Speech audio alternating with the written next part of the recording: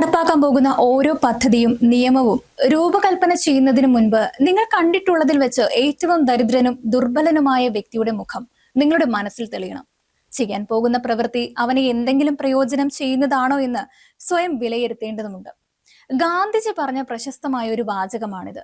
നമ്മുടെ ഭരണകൂടങ്ങൾ പുതിയ നിയമങ്ങൾ ഉണ്ടാക്കുമ്പോഴും ഉള്ളവയെ പരിഷ്കരിക്കുമ്പോഴും ഓർക്കേണ്ട ഒരു വാചകം തന്നെയാണിത്. നിയമങ്ങൾ എന്നത് നീതി നടപ്പാക്കുക എന്ന ലക്ഷ്യം വെച്ച് രൂപകൽപ്പന ചെയ്യുന്നവയാണ്. അങ്ങനെ നോക്കുമ്പോൾ നിയമങ്ങൾ ഏറ്റവും സാധാരണക്കാരന് പോലും മനസ്സിലാകത്തക്ക വിധം ലളിതവും അവന് ഏറ്റവും എളുപ്പത്തിൽ നീതി ലഭ്യമാകുന്നതുമാവണം. ഈ വീഡിയോയിലൂടെ പങ്കുവയ്ക്കുന്നത് കഴിഞ്ഞ ദിവസം നിലവിൽ വന്ന പുതിയ തൊഴിൽ നിയമങ്ങളെ കുറിച്ചാണ്. എല്ലാവർക്കും ന്യൂസ് 10 മീഡിയയിലേക്ക് സ്വാഗതം. ഏതൊരു നിയമ പരിഷ്കരണവും ജനങ്ങൾ വലിയ ആശങ്കയോട് കൂടി തന്നെയാണ് എല്ലാ കാലത്തും സ്വീകരിച്ചിട്ടുള്ളത്. അതിന്റെ പ്രധാന കാരണം എന്ന് പറയുന്നത് നിയമങ്ങൾ എഴുതപ്പെടുന്നത് പലപ്പോഴും സാധാരണക്കാർക്ക് എളുപ്പത്തിൽ വായിച്ച് മനസ്സിലാകത്തക്ക വിധം ലളിതമായല്ല എന്നുള്ളതാണ്. അതുകൊണ്ട് തന്നെ എല്ലാ നിയമ പ്രശ്നങ്ങൾക്കും സാധാരണക്കാർക്ക് വക്കീലന്മാരെയോ നിയമ പണ്ഡിതരെയോ ബന്ധപ്പെടേണ്ടതായും വരുന്നുണ്ട്. നമ്മുടെ രാജ്യത്തെ തൊഴിൽ നിയമങ്ങളും അത്തരത്തിൽ വലിയ സങ്കീർണതയുള്ളതായിരുന്നു.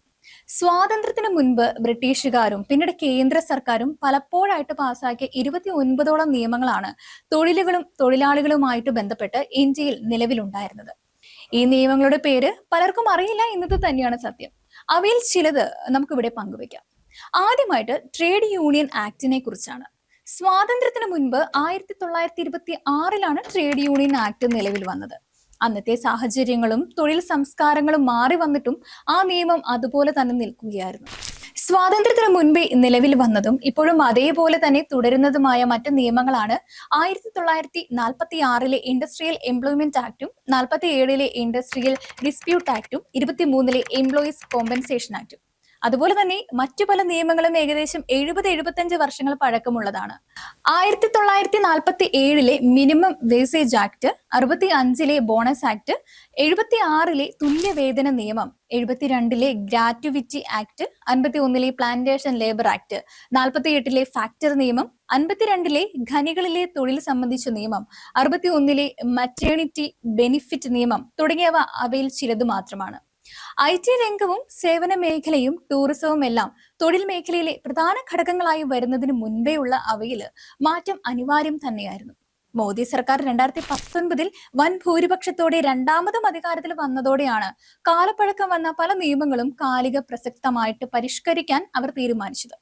എന്നാൽ ഇങ്ങനെ വരുത്തിയ പല മാറ്റങ്ങളും പ്രതിപക്ഷത്തെ പൂർണ്ണമായിട്ടും അവഗണിച്ചുകൊണ്ടാണ് പാസാക്കിയതെന്നാണ് വലിയ വിവാദം സൃഷ്ടിച്ചത്.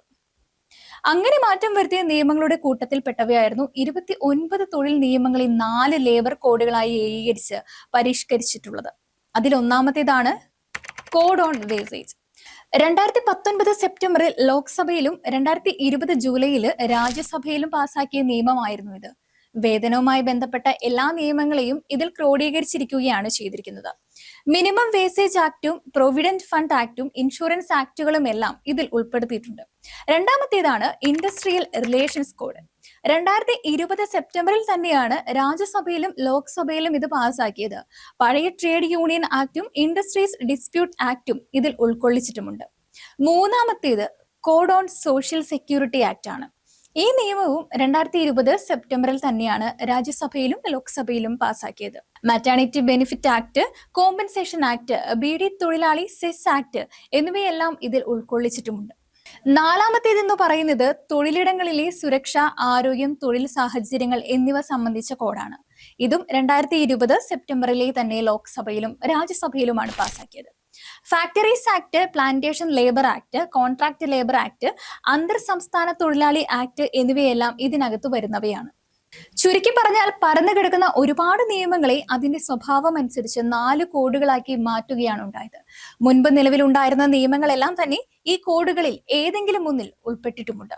2020 തന്നെ കോഡുകൾ പാർലമെന്റ് പാസാക്കിയെങ്കിലും ആ സമയം കോവിഡ് മൂലം ലോകം വലിയ പ്രതിസന്ധി ഘട്ടത്തിലായിരുന്നതിനാൽ തന്നെ കാതലായ ഒരു മാറ്റം നടപ്പാക്കാനുള്ള സാഹചര്യമില്ലാത്തതിനാൽ അവ നടപ്പിൽ വരുത്തുന്നത് മാറ്റിവെക്കുകയായിരുന്നു. ഒടുവിൽ രണ്ടാം മോദി സർക്കാർ നടപ്പാക്കാതെ മാറ്റിവെച്ച പാർലമെന്റ് പാസാക്കിയ ആ കോഡുകൾ മൂന്നാം മോദി സർക്കാർ അധികാരത്തിൽ വന്ന ശേഷം ഈ നവംബർ 21 രാജ്യത്ത് നടപ്പിൽ വരുത്തി ഉത്തരവിറക്കുകയായിരുന്നു. അവയിൽ ചിലതിൽ കാലോചിതമായിട്ടുള്ള മാറ്റങ്ങളും കൊണ്ടുവന്നിട്ടുണ്ട്. ആ മാറ്റങ്ങളെ കുറിച്ചാണ് ഇപ്പോൾ വ്യാപക പ്രതിഷേധം ഉയർന്നിട്ടുള്ളത്. എന്തൊക്കെയാണ് നിലവിലുണ്ടായിരുന്ന ലേബർ നിയമങ്ങളും പുതിയ കോഡുകളും തമ്മിലുള്ള വ്യത്യാസങ്ങൾ എന്ന് കൂടി ഒന്ന് നമുക്ക് പരിശോധിക്കാം. പ്രതിഷേധം ഉയർത്തുന്ന ട്രേഡ് യൂണിയനുകൾ പ്രധാനമായിട്ട് ഉയർത്തുന്ന വാദങ്ങൾ ഇവയാണ്. മുൻപ് 100-ൽ കൂടുതൽ തൊഴിലാളികളുള്ള സ്ഥാപനങ്ങളുടെ അടച്ചുപൂട്ടലിന് സർക്കാരിന്റെ അനുമതി വേണമായിരുന്നു. എന്നാൽ പുതിയ കോഡിൽ അത് 300 തൊഴിലാളികളാക്കി ഉയർത്തിയിട്ടുണ്ട്. അതായത് 300-ൽ താഴെ തൊഴിലാളികളുള്ള ഏതൊരു സ്ഥാപനവും ഉടമയുടെ ഇഷ്ടാനുസരണം അടച്ചുപൂട്ടാം. സർക്കാരിന്റെ അനുമതി ആവശ്യമില്ല. ഇതോടെ രാജ്യത്ത് 90% സ്ഥാപനങ്ങളും ഈ പരിധിയിൽ വരുന്നതായതിനാൽ തന്നെ തൊഴിൽ സുരക്ഷ വലിയൊരു പ്രതിസന്ധിയിലേക്ക് നീങ്ങുന്നു എന്നാണ് അവർ ചൂണ്ടിക്കാട്ടുന്നത്. അടുത്ത ഭേദഗതി യൂണിയൻ രജിസ്ട്രേഷൻ ചെയ്യുന്നതിനായിട്ട് ആകെ തൊഴിലാളികളുടെ 10%, അല്ലെങ്കിൽ 100 പേരോ ഏതാണ് കുറവ് അത്രയും തൊഴിലാളികളുടെ പിന്തുണ ആവശ്യമാണ് എന്നുള്ളതാണ്. കൂടാതെ തൊഴിൽ സ്ഥാപനം രജിസ്ട്രേഷനെ എതിർക്കുകയോ 6 മാസത്തോളം യോഗങ്ങൾ ചേരാതെ പ്രവർത്തനരഹിതമാവുകയോ ചെയ്താൽ യൂണിയന്റെ രജിസ്ട്രേഷൻ റദ്ദാക്കപ്പെടുന്ന വകുപ്പും പുതിയ കോഡിലുണ്ട്. ഇത് യൂണിയൻ പ്രവർത്തനത്തെ വളരെയധികം ദുർബലമാക്കുന്ന ഒന്നാണെന്ന് ട്രേഡ് യൂണിയൻ സംഘടനകൾ ചൂണ്ടിക്കാട്ടുന്നുമുണ്ട്. അടുത്തതായിട്ട് സമരവുമായി ബന്ധപ്പെട്ട നടപടിക്രമങ്ങൾ കൂടുതൽ സങ്കീർണമാക്കി എന്നുള്ളതാണ്. സമരത്തിന് 14 ദിവസം മുൻകൂട്ടി നോട്ടീസ് നൽകണമെന്നതും യൂണിയൻ അംഗങ്ങൾ അല്ലാത്തവർ പങ്കെടുത്താൽ സമരം നിയമവിരുദ്ധമാകുമെന്നതും തൊഴിലാളികളുടെ കൂട്ടായ പ്രക്ഷോഭത്തെ പരിമിതപ്പെടുത്തുന്നതുമാണെന്നാണ് അവർ പറയുന്നത്. മറ്റൊന്ന്, ഈ കോഡുകൾ ഫിക്സ്ഡ് ടൈം എംപ്ലോയ്മെന്റ് അഥവാ നിശ്ചിത കാലത്തേക്കുള്ള കരാർ തൊഴിലാളികളെ പ്രോത്സാഹിപ്പിക്കുന്നു എന്നുള്ളതാണ്. കരാർ തൊഴിലാളികൾക്ക് 1 വർഷം ജോലി ചെയ്താൽ തന്നെ ഗ്രാറ്റുവിറ്റി ലഭിക്കുമെന്നും തൊഴിൽ സുരക്ഷ ഇല്ലാത്തത് ഒരു സാമൂഹിക പ്രതിസന്ധി സൃഷ്ടിക്കാനും ഇടയുണ്ട്. അടുത്തതായി തൊഴിലാളി സംഘടനകൾ ഉയർത്തുന്ന ആശങ്കകൾ തൊഴിൽ സമയത്തെ എങ്ങനെ ബാധിക്കുന്നു എന്നതാണ്. ദിവസേന 8 മണിക്കൂർ, ആഴ്ചയിൽ 48 മണിക്കൂർ എന്ന പരിധി നിലനിർത്തുന്നുണ്ടെങ്കിലും ഓവർ ടൈം പരിധി വർദ്ധിപ്പിക്കാം എന്നത് തൊഴിൽ ഭാരം കൂട്ടുമെന്ന് ആശങ്കയുണർത്തുന്നു. അതുപോലെ തന്നെ വേജസ് എന്നതിനെ നിർവചിക്കുന്നതിലെ പരിമിതികൾ കമ്പനികളെ സഹായിക്കുന്നതും തൊഴിലാളി വിരുദ്ധമാണെന്നുമാണ് പറയുന്നത്. കാരണം പുതിയ നിർവചന പ്രകാരം വേസേജ് എന്നതിൽ അടിസ്ഥാന ശമ്പളത്തിന്റെ പകുതി മാത്രമേ കണക്കാക്കൂ എന്നത് തൊഴിലാളിക്ക് വലിയ സാമ്പത്തിക നഷ്ടം വരുത്തി വെക്കുന്നതുമാണ്. കാരണം ശമ്പളത്തിനപ്പുറത്തെ ആനുകൂല്യങ്ങൾക്കെല്ലാം അടിസ്ഥാന ശമ്പളമാണ് ഇതുവരെ കണക്കാക്കിയതെങ്കിൽ ഈ മാറ്റങ്ങളെല്ലാം തന്നെ തൊഴിലാളികളെ അസംഘടിതരാക്കി വരുമാന അസമത്വം വർദ്ധിപ്പിക്കുന്നുവെന്ന് യൂണിയനുകൾ ചൂണ്ടിക്കാട്ടുന്നു. യൂണിയനുകൾ പറയുന്നത് ഇത് തൊഴിലാളി കർഷക വിരുദ്ധ നയങ്ങളുടെ ഭാഗമാണെന്നതാണ്. ഒറ്റ നോട്ടത്തിൽ തന്നെ ഈ മാറ്റങ്ങൾ തൊഴിലുടമകൾക്ക് സൗഹൃദപരവും തൊഴിലാളികൾക്ക് വിരുദ്ധവുമാണെന്ന് തന്നെയാണ് തോന്നുക. പഴയ നിയമങ്ങൾ തൊഴിലാളികളുടെ അവകാശങ്ങൾ കൂടുതൽ സംരക്ഷിച്ചിരിക്കുന്നു. എന്നാൽ മൊത്തത്തിൽ പുതിയ വ്യത്യാസങ്ങൾ തൊഴിലാളികളെ ദുർബലരാക്കി അസമത്വം വർദ്ധിപ്പിക്കുന്നു. പുതിയ ലേബർ കോഡുകൾ ഇന്ത്യയുടെ തൊഴിൽ രംഗത്തെ ആധുനികവൽക്കരിക്കുന്നതാണെങ്കിലും തൊഴിലാളി വിരുദ്ധ വ്യവസ്ഥകൾ അവയുടെ നേട്ടങ്ങൾ മങ്ങിക്കുന്നുണ്ടെന്നുള്ളതും പറയേണ്ട കാര്യം തന്നെയാണ്. പഴയ നിയമങ്ങളുമായുള്ള വ്യത്യാസങ്ങൾ ബിസിനസ്സും വ്യവസായവും എളുപ്പമാക്കുമ്പോഴും തൊഴിലാളികളുടെ അവകാശങ്ങൾ കവർച്ച ചെയ്യുന്നുണ്ട്. പ്രത്യേകിച്ചും സർക്കാരുകൾ ഇപ്പോൾ വ്യവസായ സൗഹൃദം എന്ന പേര് ഉയർത്തുവാൻ ശ്രമിക്കുന്ന സാഹചര്യത്തിൽ തൊഴിൽ കോഡുകൾ തൊഴിലാളികൾക്ക് കൂടുതൽ പ്രതിസന്ധിയാണ് നിയമപരമായി തന്നെ സൃഷ്ടിക്കുന്നത്. തൊഴിലാളികൾക്ക് യൂണിയൻ ശക്തിപ്പെടുത്തൽ, നിയമപാലനം ഉറപ്പാക്കൽ എന്നിവ ആവശ്യമാണ്. വ്യവസായ നിക്ഷേപ സൗഹൃദമാക്കുന്നതോടൊപ്പം തന്നെ സർക്കാർ ഇന്റർനാഷണൽ ലേബർ ഓർഗനൈസേഷന്റെ മാനദണ്ഡങ്ങൾ പാലിച്ചുകൊണ്ട് തൊഴിൽ സുരക്ഷയും തൊഴിലാളി സുരക്ഷയും ഉറപ്പുവരുത്തുവാൻ ശ്രമിക്കേണ്ടതായുണ്ട്. പ്രത്യേകിച്ചും സർക്കാരുകൾ ഇപ്പോൾ വ്യവസായ സൗഹൃദം എന്ന പേര് ഉയർത്തുവാൻ ശ്രമിക്കുന്ന സാഹചര്യത്തിൽ തൊഴിൽ കോഡുകൾ തൊഴിലാളികൾക്ക് കൂടുതൽ പ്രതിസന്ധിയാണ് നിയമപരമായി തന്നെ സൃഷ്ടിക്കുന്നത്. തൊഴിലാളികൾക്ക് യൂണിയൻ ശക്തിപ്പെടുത്തൽ, നിയമപാലനം ഉറപ്പാക്കൽ എന്നിവ ആവശ്യമാണ്.